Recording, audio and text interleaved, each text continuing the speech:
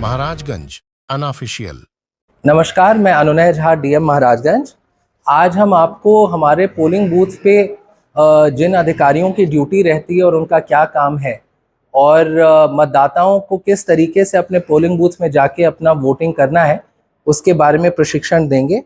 सबसे पहले polling booth के जो प्रिसाइडिंग ऑफिसर होते हैं उनको हम पीठासीन अधिकारी बोलते हैं, जो कि पोलिंग बूथ पे व्यस्त रहते हैं अनेक कार्यों में। उनका जो दायित्व होता है वो सबसे इम्पोर्टेंट होता है कि किसी भी पोलिंग बूथ पे शांतिपूर्वक और निष्पक्ष तरीके से चुनाव करवाएं। इनके पास फॉर्म्स होते हैं, फॉर्मेट्स होते हैं जो इनको भरने पड़ते हैं रिगार्डिंग कि कितना पोलिंग परसेंटेज हुआ है बूथ पे, कितने महिलाओं ने वोट किया, कितने पुरुषों ने वोट किया, क्या कोई अप्रिय घटना किसी बूथ पे घटित हुई कि नहीं, and overall incharge including law and order and security पूरे बूथ का पीठासीन अधिकारी होते हैं। उसके बाद हमारे पोलिंग बूथ पे डिफरेंट पॉलिटिकल पार्टीज के पॉलिटिकल एजेंट्स होते हैं।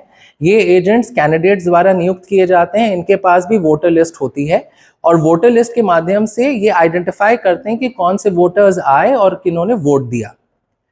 उसके बाद मतदान अधिकारी प्रथम होते हैं, जिनके पास वोटर लिस्ट की ट्रू कॉपी होती है। इन्हीं के पास जो भी वोटर होते हैं वो आते हैं, वो अपना एक वोटर इन्फॉर्मेशन स्लिप और एक आई कार्ड, जो कि इलेक्शन कमीशन ऑफ इंडिया द्वारा निर्धारित आई कार्ड्स हैं, एपिक के अलावा वोटर कार्ड के अलावा 12 ऐसे आइडेंटिफिकेशन कार्ड्स होते हैं, उनको दिखाते हैं। P1 जो होते हैं, जो प्रथम मतदान अधिकारी होते हैं, वो वोटर लिस्ट में उस हमारे जो वोटर हैं उनका किस क्रम संख्या पे नाम है उनको आइडेंटिफाई करते हैं, उनका नाम पुकारते हैं ताकि जो पोलिंग एजेंट्स है वो सारा आइडेंटिफाई कर पाए, और आफ्टर आइडेंटिफिकेशन वो उस वोटर लिस्ट में उस वोटर का नाम काट के उनको आगे बढ़ाते हैं। उसके बाद हमारे पास P2 आते हैं, जो कि पोलिंग ऑफिसर सेकंड होते हैं, द्वितीय मतदान अधिकारी।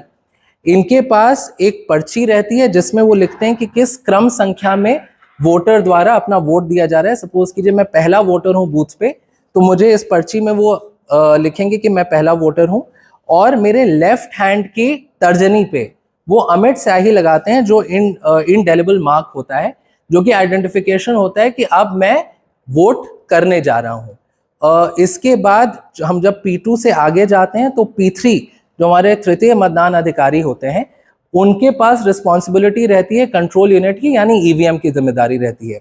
उनको हम ये क्रम संख्या वाली पर्ची देते हैं, और फिर उसके बाद वो हमारा जब इंडेलिबल इंक जो अमिट स्याही है उसको जब चेक करते हैं, उसके बाद हमें वो अलाउ करते हैं आगे जाके वोटिंग के लिए।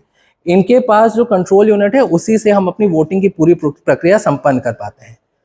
उसके बाद जो भी वोटर होते हैं वो आते हैं फिर वोटिंग कंपार्टमेंट में। वोटिंग कंपार्टमेंट इस तरीके से बनाया रहता है कि किसी को भी ये ना पता चले कि हम किसको वोट करें, और सीक्रेसी ऑफ बैलेट जो है वो पूरी तरह मेंटेन रहती है।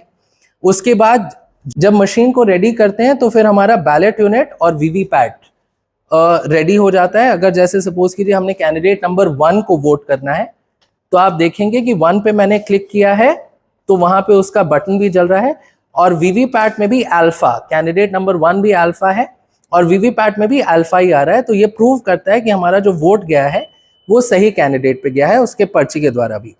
वंस वोटिंग प्रक्रिया पूरी कंप्लीट हो जाती है, उसके बाद वोटर अपना वोटिंग बूथ से निकल के अपना वो एग्जिट कर जाते हैं, और इसी तरीके से किसी भी बूथ पे वोटिंग की प्रक्रिया पूरी तरह कंप्लीट की जाती है।